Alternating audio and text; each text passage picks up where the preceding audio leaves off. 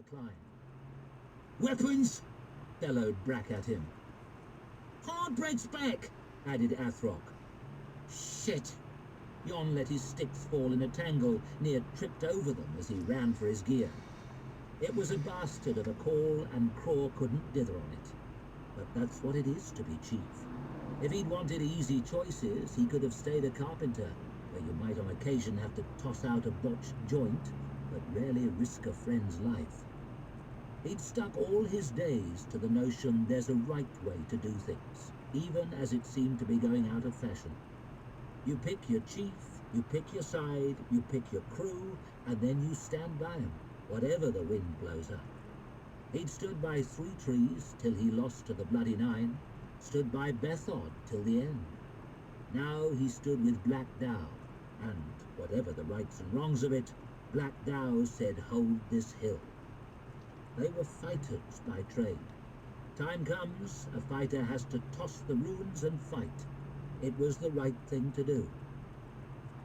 Right thing, he hissed to himself.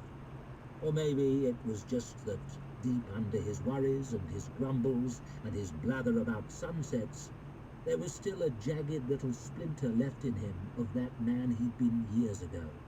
That dagger-eyed fucker who would have bled all the blood in the north before he backed down astride. The one who stuck himself in everyone's craw. "Weapons!" he growled. "Full gear! Battle gear!" Hardly needed saying, really, but a good chief should shout a lot. Jon was delving into the pack horse's bags for the mail, dragging Brack's big coat rattling free. Scorry pulling his spear from the other side, jerking the oilskin from the bright blade, humming to himself while he did it. Wonderful, stringing her bow with quick hands, making it sing its own note as she tested it. All the while, Wirren knelt still, eyes closed, hands clasped before the Father of Swords. "Chief!" Scorry tossed Craw's blade over, stained belt wrapped around it. "Thanks." Oi, you can fuck off out of the way, I've got work to do. Snapped it out of the air. Started to buckle it on. Memories of other bright, fierce times he'd done it flashing by. Memories of other company, long gone back to the mud. Come on, mate. Dead. On for a moment, hands opening and closing. Wonder.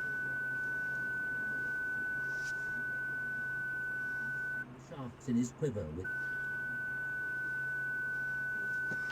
He handed Craw his shield, and he slid it onto his arm, strap fitting into his clenched fist, snug as a foot into an old boot. "Thanks." Craw looked over at Shivers, standing still with his arms folded, watching the dozen make ready. "How about you, lad? Front rank?" Shivers tipped his face back, little grin on the side that wasn't stiff with scar. "Front and middle," he croaked. Then he ambled off towards the ashes of the fire. "We could kill him," Wonderful muttered in Craw's ear. "Don't care how hard he is. Arrow in the neck, don't go."